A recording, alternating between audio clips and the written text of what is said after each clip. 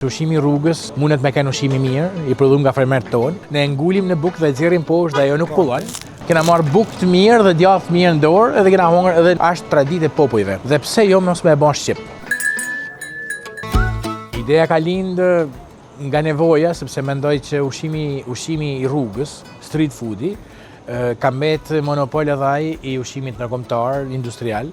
Në fakt unë jam ide se ushqimi i rrugës mundet me kenë ushqim i mirë, i prodhuar nga fermerët tonë.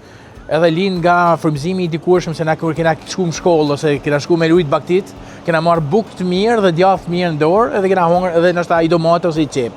Kështu që buka rrugës, buka me marrë në dorë, është traditë e popujve. Dhe pse jo mos me e bën shqip. Dhe jo mos me kenë hamburgera, produktet e huaja. Dhe ne këtu ina mundu me bën një shpike që është e buka me gjathë, por do bëjmë edhe tjera, sepse kam ide me bën edhe me mishthat, me grosh, me tavën e Elbasanit, disa produkte të ndryshme tona me shumë shërbim me bukë për mi harë në dorë rrugës. Kjo është ideja.